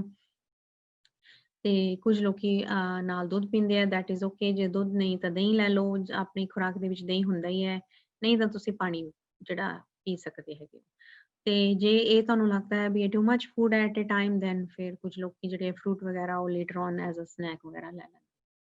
ਔਰ ਤੁਸੀਂ ਫਰੂਟ ਵੈਜੀਟੇਬਲ ਮਿਕਸ ਵੀ ਲੈ ਲਓ, ਜੇ ਫਰੂਟ ਨਹੀਂ ਹੈ ਵੈਜੀਟੇਬਲ ਹੈ, ਦੈਟਸ ਓਕੇ ਟੂ। ਫਿਰ ਆਪਾਂ ਥੋੜਾ ਜਿਹਾ ਧਿਆਨ ਦੇਈਏ ਵੀ ਆਪਾਂ ਖਾਣਾ ਬਣਾਉਣ ਦਾ ਤਰੀਕਾ ਕਿਸ ਤਰ੍ਹਾਂ। ਸੋ ਮੇਰਾ ਪੁਆਇੰਟ ਸਿਰਫ ਇਹੀ ਸੀ ਇੱਥੇ ਵੀ ਜਿਹੜਾ ਪ੍ਰੈਸ਼ਰ ਕੁੱਕਰ ਜਿਹੜੇ ਲੋਕੀ ਯੂਜ਼ ਕਰਦੇ ਆ, ਇਹਦੇ ਵਿੱਚ ਕੁਝ ਨੁਕਸਾਨ ਨਹੀਂ ਹੈ। ਮੈਂ ਬਹੁਤ ਸਾਰੇ ਲੋਕਾਂ ਤੋਂ ਸੁਣਿਆ, ਉਹ ਕਹਿੰਦੇ ਕਿ ਇਹ ਹੈਲਥੀ ਨਹੀਂ ਹੈ, ਕੁਝ ਲੋਕੀ ਡਰ ਜਾਂਦੇ ਆ ਫਟ ਜੂਗਾ। ਸੋ ਜੇ ਇਸ ਤਰ੍ਹਾਂ ਦੀ ਕੋਈ ਗੱਲ ਹੈਗੀ ਹੈ, ਜੇ ਤੁਸੀਂ ਨਹੀਂ ਕੰਫਰਟੇਬਲ ਪ੍ਰੈਸ਼ਰ ਕੁੱਕਰ ਕਰਨ ਦੇ ਵਿੱਚ, ਦੈਟਸ ਓਕੇ। ਪਰ ਪ੍ਰੈਸ਼ਰ ਕੁੱਕ ਕੀਤਾ ਹੋਇਆ ਖਾਣਾ ਜਿਹੜਾ ਹੈਗਾ ਉਹ ਵਧੀਆ ਹੁੰਦਾ ਹੈ, ਘੱਟ ਟਾਈਮ 'ਚ ਬਣਦਾ। ਸੋ ਜਿਹੜੇ ਖੁਰਾਕ ਤੇ ਜਿਹੜੇ ਤੱਤ ਹੈਗੇ ਆ ਖਾਣਾ ਬਣਾਉਣ ਦੇ ਵਿੱਚ, ਜਿਹੜੇ ਤੱਤ ਨਸ਼ਟ ਹੁੰਦੇ ਆ, ਨਿਊਟ੍ਰੀਐਂਟਸ ਜਿਹੜੇ ਨਸ਼ਟ ਹੁੰਦੇ ਆ, ਉਹ ਘੱਟ ਨਸ਼ਟ ਹੁੰਦੇ ਆ, ਕਿਉਂਕਿ ਘੱਟ ਟਾਈਮ ਦੇ ਵਿੱਚ ਖਾਣਾ ਤਿਆਰ ਹੋ ਸਕਦਾ, ਟਾਈਮ ਵੀ ਬਚ ਜਾਂਦਾ, ਸਿਹਤਮੰਦ ਵੀ ਹੈਗਾ। ਤੇ ਇਹ ਤੁਸੀਂ ਜਿਹੜੇ ਲੋਕੀ ਵਰਤਦੇ ਆ ਪ੍ਰੈਸ਼ਰ ਕੁੱਕਰ, ਉਹ ਜਾਰੀ ਰੱਖ ਸਕਦੇ ਆ, ਕੋਈ ਇਹਦਾ ਨੁਕਸਾਨ ਨਹੀਂ ਹੈ। ਪਰ ਜਿਹੜੇ ਲੋਕੀ ਪੋਟ ਕੁਕਿੰਗ, ਪੈਨ ਕੁਕਿੰਗ ਕਰਦੇ ਆ, ਉਹਦੇ ਵਿੱਚ ਫਿਰ ਲੰਬੇ ਸਮੇਂ ਤੱਕ ਖਾਣੇ ਨੂੰ ਰਿੰਨੀ ਜਾਣਾ, ਤਾਂ ਉਹ ਥੋੜੀ ਵਧੀਆ ਚੋਣਨੀ ਹੈ। ਫਿਰ ਜੇ ਉਹ ਪੋਟ ਵਗੈਰਾ ਜਾਂ ਪੈਨਸ ਦੇ ਵਿੱਚ ਖਾਣਾ ਬਣਾਉਂਦੇ ਆ ਤਾਂ ਉਹ ਧਿਆਨ ਰੱਖਣ, ਟਾਈਮ ਦਾ ਧਿਆਨ ਰੱਖਣ ਵੀ ਜੇ ਉਹ ਖਾਣਾ ਪੱਕ ਗਿਆ ਉਹਦੀ ਓਵਰ ਕੁਕਿੰਗ ਨਾ ਕੀਤੀ ਜਾਵੇ, ਕਿਉਂਕਿ ਓਵਰ ਕੁਕਿੰਗ ਦੇ ਨਾਲ ਖੁਰਾਕ ਦੇ ਤੱਤ ਜਿਹੜੇ ਉਹ ਨਸ਼ਟ ਹੀ ਹੁੰਦੇ ਆ, ਕੋਈ ਇੰਨਾ ਫਾਇਦਾ ਨਹੀਂ ਹੈ। ਸੋ ਤੁਸੀਂ ਉਦੋਂ ਫਿਰ ਥੋੜਾ ਜਿਹਾ ਆਪਣਾ ਧਿਆਨ ਦਿਓ ਵੀ ਜੇ ਉਹ ਖਾਣਾ ਤਿਆਰ ਹੋ ਗਿਆ ਤਾਂ ਉਹ ਲੰਬੇ ਸਮੇਂ ਤੱਕ ਕੁੱਕ ਨਾ ਹੋਵੇ। ਦੂਸਰਾ, ਜੇ ਤੁਸੀਂ ਪੋਟ ਪੈਨ ਦੇ ਵਿੱਚ ਖਾਣਾ ਬਣਾਉਂਦੇ ਹੋ, ਦਾਲਾਂ ਵਗੈਰਾ ਖਾਸ ਕਰਕੇ ਆਪਣੇ ਰਾਜਮਾ, ਚਨੇ, ਇਹਨਾਂ ਨੂੰ ਸੋਕ ਕਰ ਲਓ। ਸੋਕਿੰਗ ਦੇ ਨਾਲ ਉਹਨਾਂ ਨੂੰ ਮਤਲਬ ਪਾਣੀ ਦੇ ਵਿੱਚ ਭਿਉਂ ਕੇ ਰੱਖ ਦਿਓ ਕੁਝ ਘੰਟੇ, ਉਹਦੇ ਨਾਲ ਜਿਹੜਾ ਤੁਹਾਡਾ ਕੁਕਿੰਗ ਟਾਈਮ ਹੈਗਾ ਉਹ ਘੱਟ ਜਾਏਗਾ।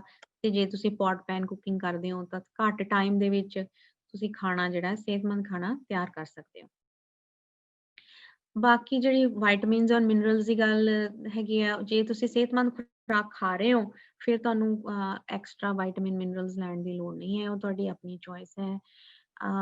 ਬਹੁਤ ਸਾਰੇ ਲੋਕੀ ਬਹੁਤ ਤਰ੍ਹਾਂ ਦੇ ਵਿਟਾਮਿਨਸ ਖਾਂਦੇ ਆ, ਉਦਾਹਰਨ ਦੇ ਤੌਰ ਤੇ ਇੱਕ ਮਲਟੀਵਿਟਾਮਿਨ ਲੈ ਲਿਆ, ਫਿਰ ਉਹਨਾਂ ਨੇ ਉੱਪਰ ਹੋਰ ਵਿਟਾਮਿਨਸ ਲੈ ਲੈਣੇ, ਫਿਰ ਓਮੇਗਾ 3 ਐਡ ਕਰ ਲਿਆ, ਫਿਰ ਉਹਨਾਂ ਨੂੰ ਪਤਾ ਲੱਗਿਆ ਵੀ ਕੈਲਸ਼ੀਅਮ ਵੀ ਖਾਣਾ ਚਾਹੀਦਾ, ਹੁਣ ਕੈਲਸ਼ੀਅਮ ਵੀ ਐਡ ਕਰ ਲਿਆ। ਫਿਰ ਕਿਸੇ ਨੇ ਦੱਸਿਆ ਵੀ ਹੁਣ ਨਾੜਾਂ-ਨੂੜਾਂ ਚੜ੍ਹਦੀਆਂ, ਹੁਣ ਮੈਗਨੀਸ਼ੀਅਮ ਖਾ ਲਓ। ਇਸ ਤਰ੍ਹਾਂ ਕਰਕੇ ਬਹੁਤ ਹੀ ਤਰ੍ਹਾਂ ਦੇ ਵਿਟਾਮਿਨਸ ਖਾਂਦੇ ਆ। ਸੋ ਮੇਰਾ ਪੁਆਇੰਟ ਇਹ ਹੈਗਾ ਵੀ ਜੇ ਤੁਹਾਨੂੰ ਲੱਗਦਾ ਹੈ ਵੀ ਤੁਹਾਨੂੰ ਵਿਟਾਮਿਨ ਦੀ ਲੋੜ ਹੈ ਤਾਂ ਇੱਕ ਮਲਟੀਵਿਟਾਮਿਨ ਲੈ ਲਓ। ਮੇਕ ਸ਼ੋਰ ਕਰ ਲਓ ਵੀ ਉਹਦੇ ਵਿੱਚ ਵਿਟਾਮਿਨ ਡੀ ਹੈਗਾ। ਮੋਸਟਲੀ ਜਿਹੜਾ ਕੋਈ ਮਲਟੀਵਿਟਾਮਿਨ ਲੈਂਦੇ ਹੋ ਉਹ ਉਹਦੇ ਵਿੱਚ ਵਿਟਾਮਿਨ ਡੀ ਹੁੰਦਾ।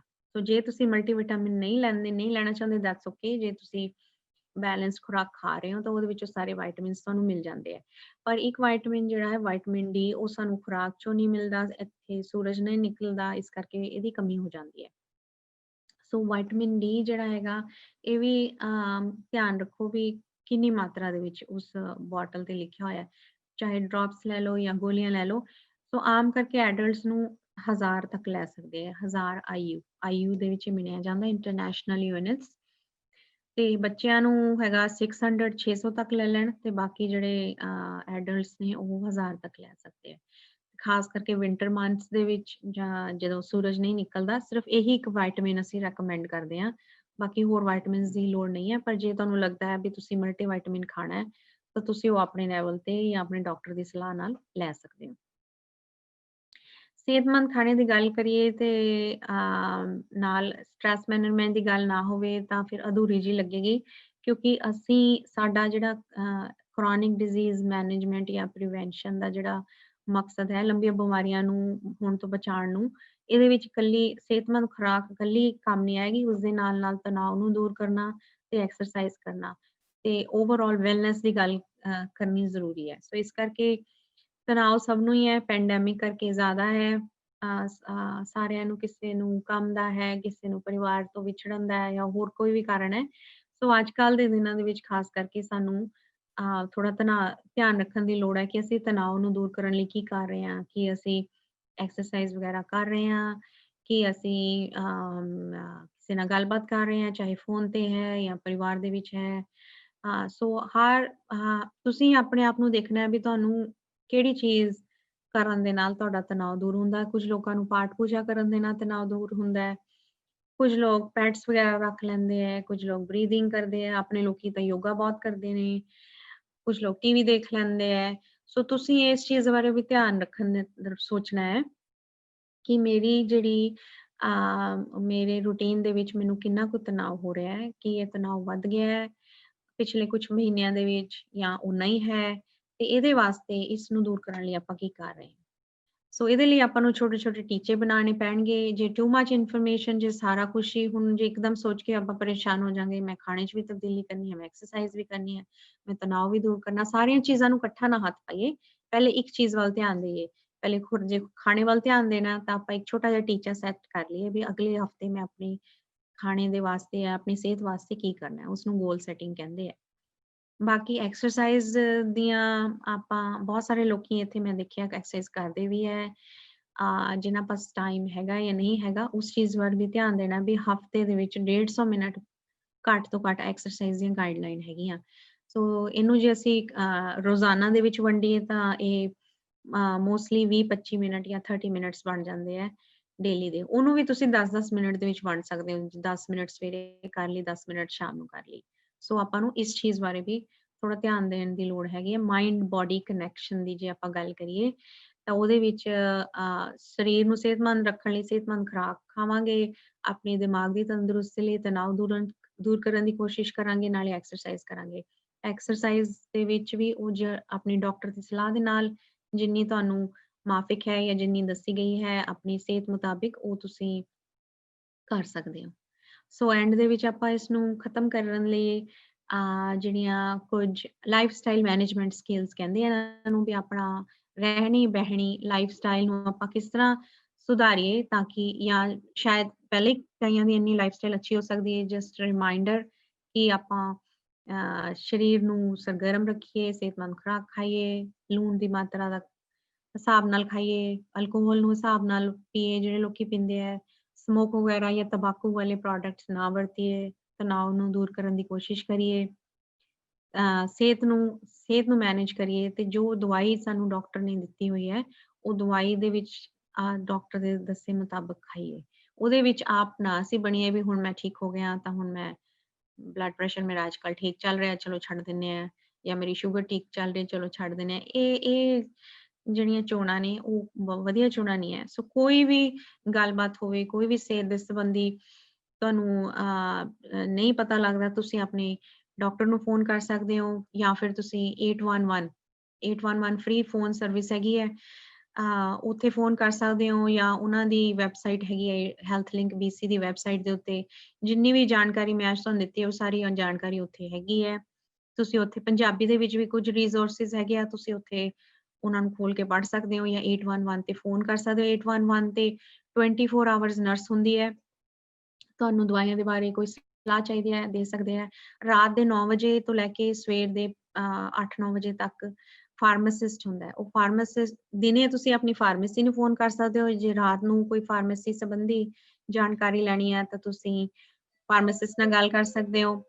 ਮੰਡੇ ਟੂ ਫਰਾਈਡੇ ਤੁਹਾਡੇ ਉੱਥੇ ਡਾਇਟੀਸ਼ੀਅਨ ਹੁੰਦੀ ਹੈ, ਪੰਜਾਬੀ ਬੋਲਣ ਵਾਲੀਆਂ ਡਾਇਟੀਸ਼ੀਅਨ ਵੀ ਹੈ 9 ਤੋਂ 5 ਵਜੇ ਤੱਕ। ਉੱਥੇ ਤੁਸੀਂ ਜੇ ਕੋਈ ਖੁਰਾਕ ਦੇ ਬਾਰੇ ਜਾਣਕਾਰੀ ਲੈਣੀ ਹੈ, ਸੋ ਇਹ ਬਹੁਤ ਵਧੀਆ ਫ੍ਰੀ ਸਰਵਿਸ ਹੈਗੀ ਹੈ BC ਦੇ ਲੋਕਾਂ ਵਾਸਤੇ। 811 ਉੱਥੇ ਤੁਸੀਂ ਕੋਈ ਵੀ ਹੈਲਥ ਦੇ ਸੰਬੰਧੀ ਕੋਈ ਜਾਣਕਾਰੀ ਲੈਣੀ ਹੈ ਉਹ ਤੁਸੀਂ ਉੱਥੇ ਲੈ ਸਕਦੇ ਹੋ। ਸੋ ਇਸ ਦੇ ਨਾਲ ਹੀ ਮੈਂ ਆਪਣਾ ਪ੍ਰੈਜੈਂਟੇਸ਼ਨ ਸਮਾਪਤ ਕਰਦੀ ਹਾਂ ਤੇ ਜੇ ਕੋਈ ਕੁਐਸਚਨਸ ਹੈਗੇ ਆ ਤੁਸੀਂ ਮੈਂ ਕੋਸ਼ਿਸ਼ ਕਰ ਸਕਦੀ ਹਾਂ ਆਨਸਰ ਦੇਣ ਦੀ।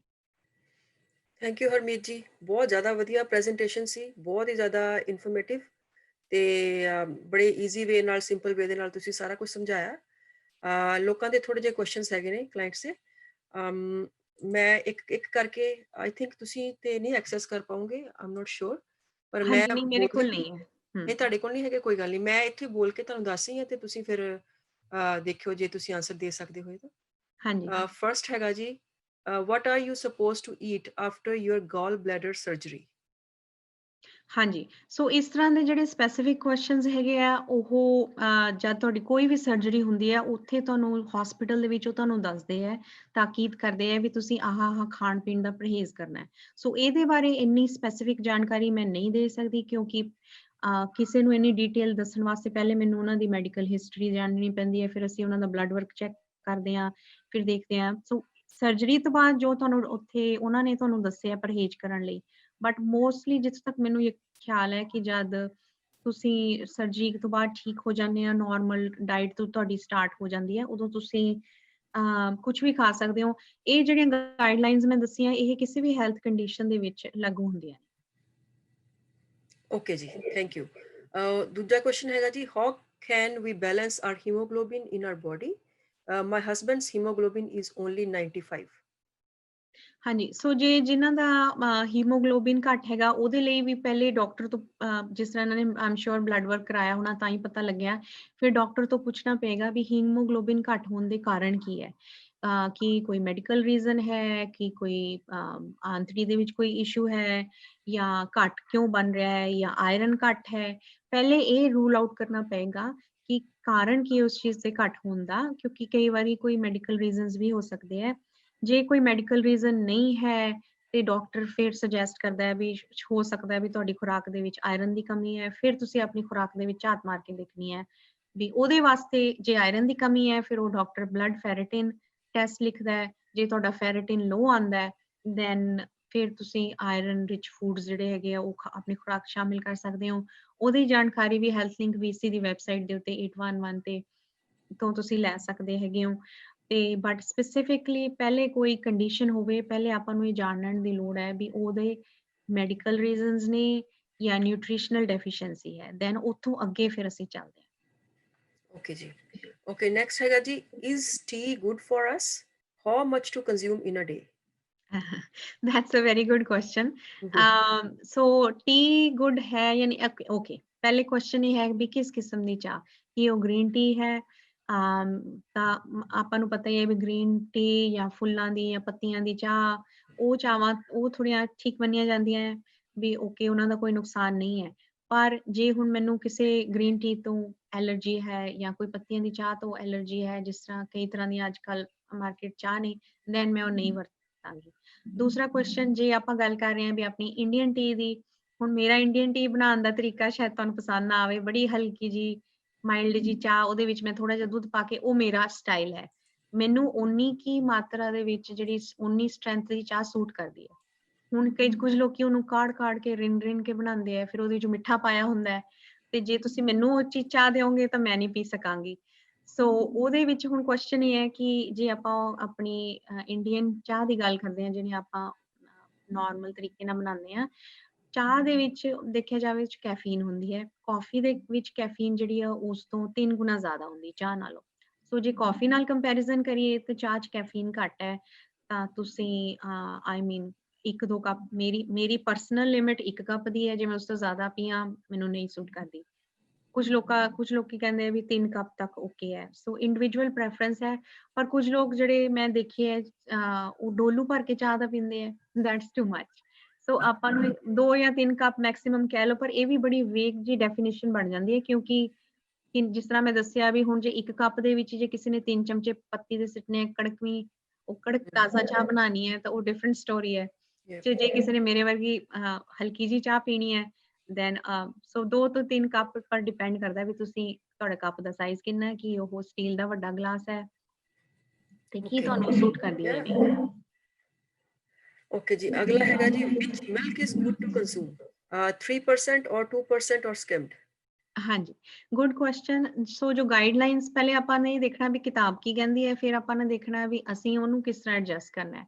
ਸੋ ਕਿਤਾਬ ਇਹ ਕਹਿੰਦੀ ਹੈ, ਗਾਈਡਲਾਈਨਸ ਕਹਿੰਦੀਆਂ ਵੀ 40 ਸਾਲ ਤੋਂ ਬਾਅਦ ਉਮਰ ਦੇ ਵਿੱਚ ਤੁਸੀਂ ਜਿਹੜਾ 1% ਮਿਲਕ ਯੂਜ਼ ਕਰੋ।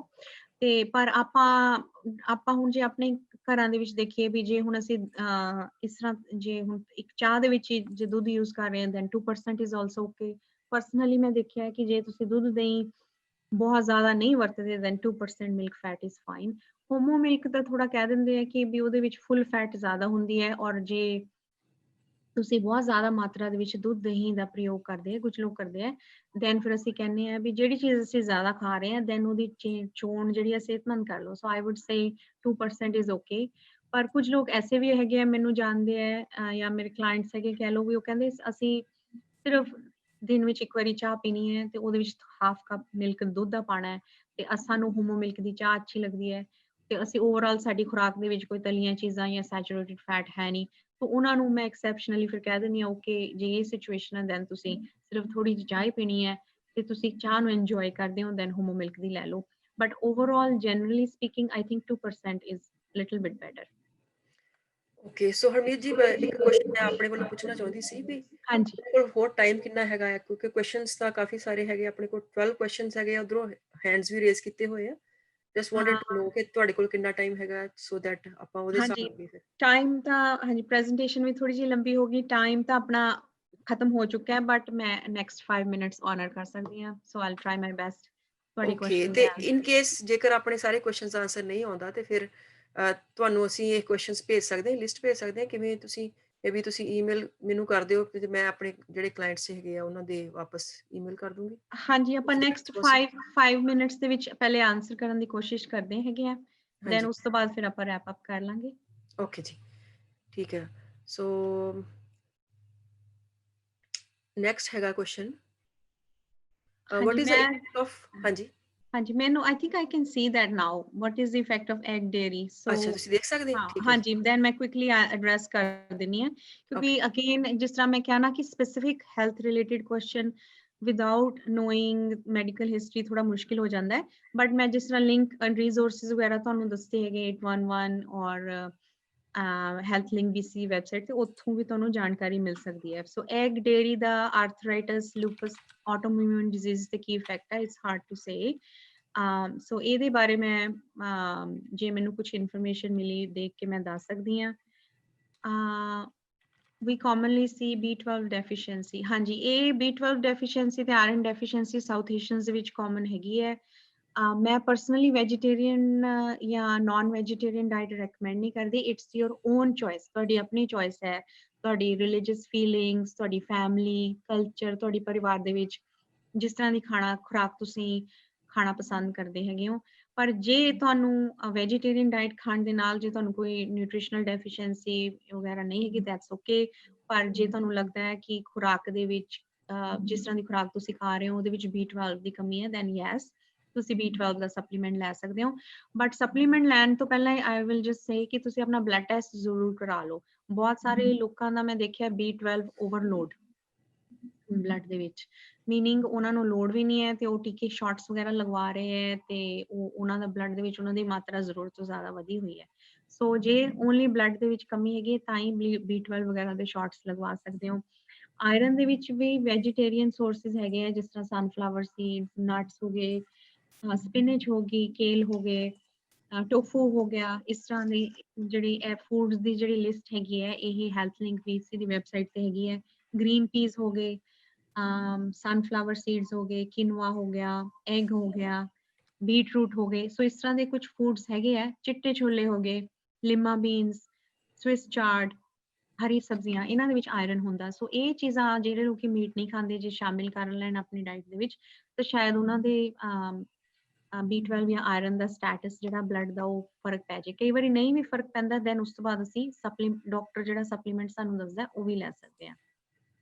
Is it right to warm food in the microwave? That's a good one. You know, ਅੱਜ ਕੱਲ ਦੇ ਜਿਹੜੇ ਮਾਈਕ੍ਰੋਵੇਵ ਹੈਗੇ ਆ ਉਹਨਾਂ ਦੇ ਦਰਵਾਜ਼ੇ ਦੇ ਵਿੱਚ ਉਹ ਬੈਰੀਅਰ ਜਿਹਾ ਹੈਗਾ ਹੈ ਵੀ ਉਹਦੇ ਨਾਲ ਰੇਡੀਏਸ਼ਨ ਬਾਹਰ ਨਹੀਂ ਆਉਂਦੀ। ਪਰ ਫੂਡ ਸੇਫ ਹੈ ਜਾਂ ਨਹੀਂ, that's a tough one. It's your choice। ਜੇ ਤੁਸੀਂ ਕੰਫਰਟੇਬਲ ਨਹੀਂ ਹੈਗੇ then don't use it. Honestly, मैं most of the time मैं अपनी ਪੈਨ ਵਗੈਰਾ ਜਾਂ ਆਪਣਾ ਕੁਕਿੰਗ ਰੇਂਜ ਯੂਜ਼ ਕਰਦੀ ਹਾਂ, ਪਰ ਜਦੋਂ ਮੇਰੇ ਕੋਲ ਟਾਈਮ ਨਹੀਂ ਹੁੰਦਾ then rush ਦੇ ਵਿੱਚ I use microwave, ਤੇ ਆਪਣੇ ਆਫਿਸ ਦੇ ਵਿੱਚ ਵੀ ਮਾਈਕ੍ਰੋਵੇਵ ਅਸੀਂ ਯੂਜ਼ ਕਰਦੇ ਹਾਂ। ਸੋ ਅਗੇਨ ਤੁਸੀਂ ਦੇਖੋ ਵੀ ਹਾਊ ਕੰਫਰਟੇਬਲ ਯੂ ਆਰ। ਜੇ ਤੁਸੀਂ ਹੈਪੀ ਨਹੀਂ ਹੈਗੇ, ਜੇ ਮਾਈਕ੍ਰੋਵੇਵ ਯੂਜ਼ ਕਰਨਾ ਤੁਹਾਨੂੰ ਸਟ੍ਰੈਸ ਹੋ ਰਿਹਾ ਵੀ ਸ਼ਾਇਦ ਮੇਰਾ ਫੂਡ ਠੀਕ ਨਹੀਂ ਹੈ, then don't use it. The goal is ਕਿ ਆਪਾਂ ਆਪਣੀ ਲਾਈਫ ਦੇ ਵਿੱਚ ਜਿੰਨਾ ਸਟ੍ਰੈਸ ਮਿਨੀਮਮ ਕਰਨਾ ਉਨਾ ਅੱਛਾ ਹੈਗਾ, but honestly there is no right and wrong answer. But we don't adjust. Yeah, it's just a comment ਕਿਸੇ ਨੇ ਦਿੱਤਾ ਹੈ ਕਿ ਅਸੀਂ ਡੇਲੀ ਐਕਟੀਵਿਟੀਜ਼ ਜਿਉਂ ਉਮਰ ਵੱਧਦੀ ਸਾਡਾ ਮੈਟਾਬੋਲਿਜ਼ਮ ਸਲੋ ਹੋ ਜਾਂਦਾ। ਯੈਸ, ਹਰ 10 ਸਾਲਾਂ ਬਾਅਦ ਜਿਹੜੇ ਸਾਡੇ ਸਰੀਰ ਦੀਆਂ ਕਿਰਿਆਵਾਂ ਨੇ ਉਹਨੂੰ ਮੈਟਾਬੋਲਿਜ਼ਮ ਕਹਿੰਦੇ ਆ, ਉਹ ਹੌਲੀ ਹੋ ਜਾਂਦੀਆਂ। ਤਾਂ ਉਹਦੇ ਹਿਸਾਬ ਨਾਲ ਅਸੀਂ ਆਪਣੀ ਖੁਰਾਕ ਵਗੈਰਾ ਨੂੰ ਐਡਜਸਟ ਕਰਨ ਦੀ, ਉਮਰ ਵਧਣ ਦੇ ਨਾਲ ਐਡਜਸਟਮੈਂਟ ਕਰਨ ਦੀ ਲੋੜ ਹੈ। ਜੇ 20 ਸਾਲ ਦੀ ਉਮਰ ਵਿੱਚ ਜੇ ਅਸੀਂ ਪੀਜ਼ਾ ਵਗੈਰਾ ਜਾਂ ਫਰਾਈਡ ਫੂਡ ਖਾ ਵੀ ਲਿਆ ਜਾਂ ਨੱਠ ਨੁੱਠ ਲਿਆ, ਸਾਨੂੰ ਹਜਮ ਹੋ ਜਾਣਾ। ਹੋ ਸਕਦਾ ਉਹ 60 ਜਾਂ 70 ਸਾਲ ਦੀ ਉਮਰ ਵਿੱਚ obviously ਨਾ ਹਜ਼ਮ ਹੋਵੇ। So yes, that's a good point ਕਿ ਸਾਨੂੰ ਆਪਣੀ ਉਮਰ ਦੇ ਹਿਸਾਬ ਨਾਲ ਆਪਣੀ ਉਮਰ ਦੇ ਹਿਸਾਬ ਨਾਲ ਸਾਨੂੰ ਜੇ ਕੋਈ ਸਰੀਰ ਦੇ ਵਿੱਚ ਕੋਈ ਬਿਮਾਰੀ ਵਗੈਰਾ ਲੱਗਦੀ ਹੈ ਜਾਂ ਅਸੀਂ ਕੋਈ ਦਵਾਈ ਖਾਂਦੇ ਹਾਂ, ਉਸ ਹਿਸਾਬ ਨਾਲ ਸਾਨੂੰ ਐਡਜਸਟ ਕਰਨ ਦੀ ਲੋੜ ਹੈ। ਥੈਂਕ ਯੂ ਜੀ। ਤੁਸੀਂ ਕਿਸੇ ਨੇ ਪ੍ਰੈਜੈਂਟੇਸ਼ਨ ਬਾਰੇ ਕਮੈਂਟ ਕੀਤਾ ਹੈ? ਸੋ 2 ਕਮੈਂਟ ਆਪਾਂ ਹੋਰ ਲੈ ਲੈਂਦੇ ਆ, ਤੇ ਤੁਸੀਂ ਪਲੀਜ਼ ਸਰਵੇ ਨੂੰ ਉਹ ਕਰ ਦਿਓ, ਇਹਨਾਂ ਦੀਆਂ ਸਰਵੇ ਜਿਹੜੀ ਹੈਗੀ ਆਈਕਨ ਵਾਲਿਆਂ ਦੀ।